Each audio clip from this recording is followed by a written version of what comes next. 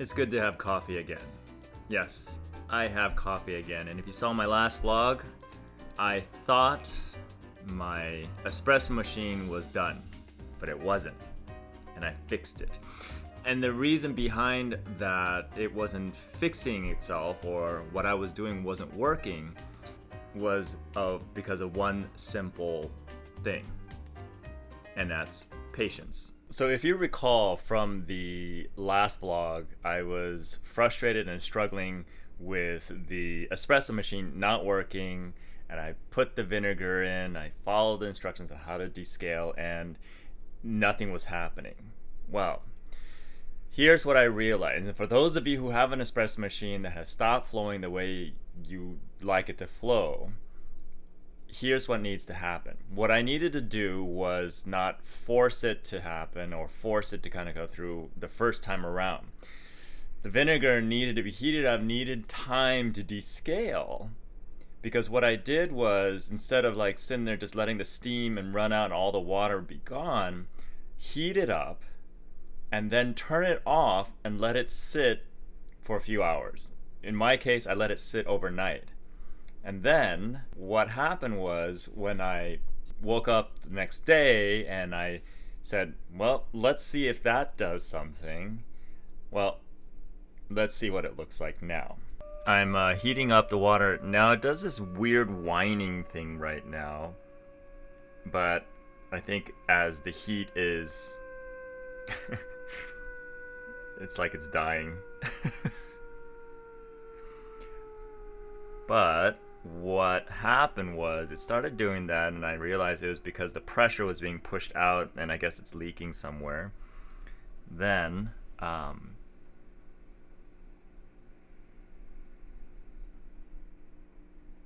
don't fail me now. We're doing it for posterity. It's on. Oh, here it comes. And look at that. And not only that, because it's now cleaned up and cleared out, what happened was, it now produces hot water faster than before. So I didn't even realize that I have adapted, and that's something to be said, to think about. I adapted to just how slow it was going, but look how fast it came out. Whereas before it took forever, and I think over the past few months, I didn't even notice that it was slowing down. So there's something to be said about that. Not only just the patience part, but the fact that over the last few months, I didn't even realize it was slowing down. I didn't even notice, and I just became more patient. So it's kind of weird. Was I being patient and just being impatient during the cleaning, or what? That's the quandary. These are learnings and teachings from an espresso machine. You know, luck is an interesting concept. I mean, is it lucky that my espresso machine didn't break permanently? Is it lucky that I was able to figure it out? Is it lucky that my business did not crash and burn during this 2020 where others have? Is it lucky that I get to have this lifestyle that I have, or that I can create or have the time to create this vlog? You know, I've always been a questioner of the concept of luckiness, and are things truly luck driven, or is luck truly a thing? I don't know. Let's explore that as we dive into this particular vlog.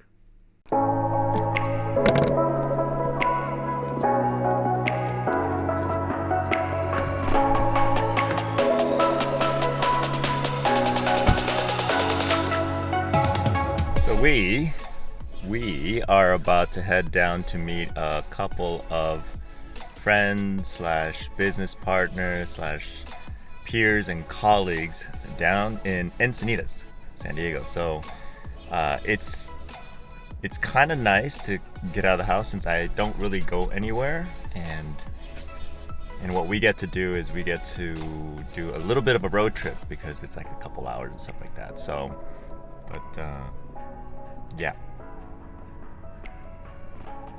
So here we go. Just picked up my coffee. You know, I recently talk about it a lot, about the myth of the latte effect. There is this school of thought that if you eliminate drinking or buying a latte every single day, not that I do it every single day, but you can save a bunch of money, and then that can be applied towards your budget or towards your investing or whatever it may be, saving money. The challenge with that is that I'm like one of those people that doesn't drink coffee for energy or doesn't drink coffee for a pick-me-up. I drink my coffees, my lattes and everything, and this particular one is a holiday latte that Pete's is offering. I drink it because I like it. I like the taste. It makes me feel good. It makes me happy. And the flaw with that latte effect, I think, is when you eliminate something that makes you happy, that makes you feel good, that you like, that you want, for the sake of what? Saving money. So you compromise happiness for that. So anyway, I make coffee at home, obviously. And every once in a while I do like to pick up something because I don't keep all the ingredients that makes this a very yummy peppermint holiday latte, because it is that time of the year, right? Okay, except that I get it dairy free and I don't get like the whipped cream on top and stuff like that. So, well, let's get on the road. Kayla and I are in the car wash right now because the car is filthy. Unfortunately, I have to park my car outside, and it's been raining and windy at the beach, and if you can imagine, all the salt and dirt and everything just cakes on. So the reason why it's such a big deal taking a road trip for us is because we actually literally never go anywhere. Why? Because over the years I've created a circumstance where I have very minimal commute every single day. It's very rare that I actually even drive my car because I don't need to. My office is literally half a block away from my home. I do a lot of my stuff virtually. Content creation doesn't really require me to leave the house all that much. And especially with 2020 and the pandemic, it's actually become even easier to not go anywhere because, one, we weren't allowed to go anywhere.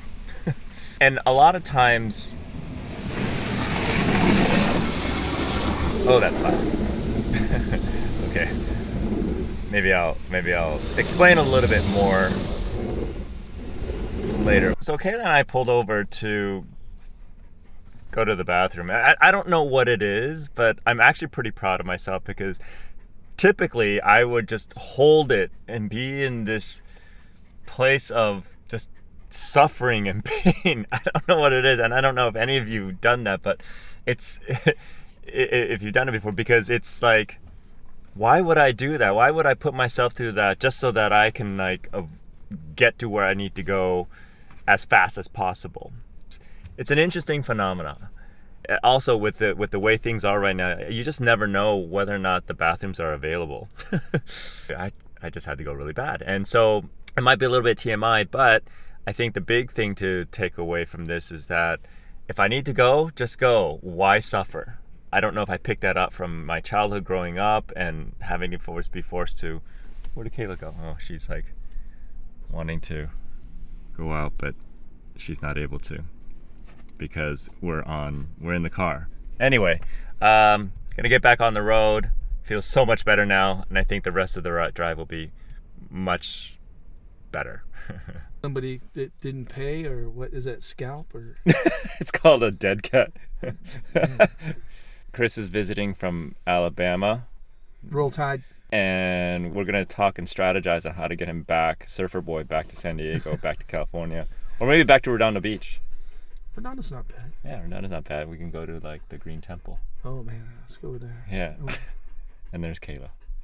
Hey Kayla, what's up, dog? What's up, girl? All right, we're gonna go to Lotus Cafe to meet with Lisa now. We're now here, finally meeting up with Minnesota girl, hey. Alabama boy. Roll Tide. But we're all pretty much Cali babies because it's only 50-something degrees and we're complaining about the cold. We're under the heat now. So heat map is on. Oh, it's red now. Oh, nice. So anyway, we're gonna have our annual meeting. No, I'm just kidding. We're gonna have some brunch and then Look at that. She's drinking coffee. Hey, that's a shocker. So, anyway.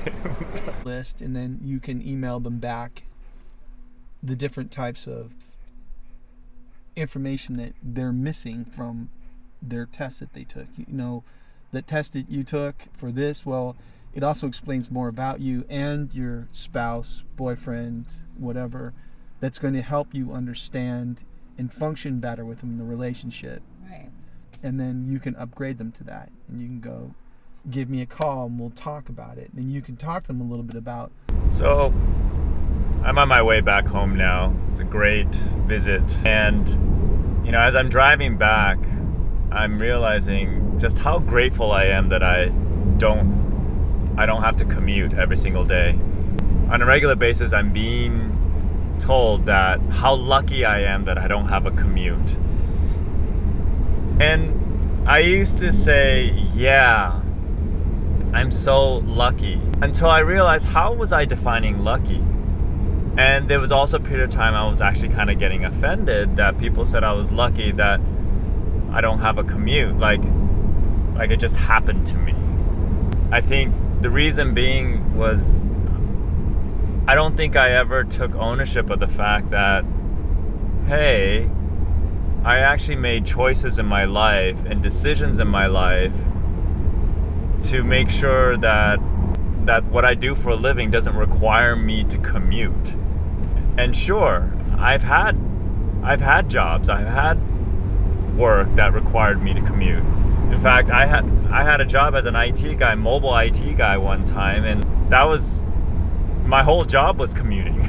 In fact, half my 8-hour or 9-hour or 10-hour workday was actually being on the road, driving from one location to the other. There are some days where I've actually drove more than I actually worked when it comes to working with clients, because LA traffic is just terrible. The important thing is to, for me anyway, it was to recognize, and it's not the easiest thing to do, take ownership of the fact that, hey, I actually did something to contribute to my lifestyle that was what I wanted. And I think the hard part is taking ownership of that. Yeah, that's what I want, without having to justify me wanting it. Not even sure if that makes any sense. When I started to move away from putting my hope and my faith in what was categorized as lucky, and I think there's a quote out there that says, the harder you work, the luckier you get. I think that's a dangerous quote, in a sense that if your definition of what lucky is, like how mine used to be, which was everything was up to chance, then what you got out of your life, or what you got out of your hard work, could be potentially haphazard. I think for me, what shifted was letting go of that lottery approach to work and life and living, and say, this is what I want, this is what I'm gonna get, and this is what I'm gonna work hard for, yielded quicker results and more, I guess for me, it was more sustainable. I've been able to have a practically no commute lifestyle for several years now. I feel like now that I'm thinking about it, I'm probably not grateful enough to take full advantage of that, so that I could do more, help more people. But yeah. So yeah, what is luck? I guess that depends entirely on the kind of world that you live in. Thinking back, is it lucky that my espresso machine didn't work? Or did it get fixed because I was persistent with it and I created the luck? And I guess it comes down to how each and every single one of us defines luck. For me, I have weaned myself off the reliance on luck because of the haphazard nature. And as a result, things that I want to happen started happening faster in my life. What do you think?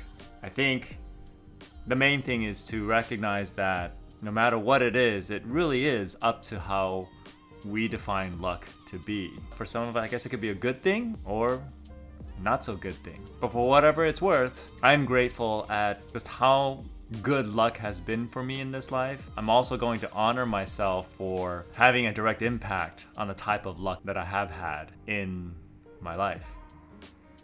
So, end vlog number 3, and I will see you in the next one. Me to you, get what we do and never forget. Now's the time, fall out of line and take your first step. Feet, 5, 4, 4. I smell hip hop and I want some.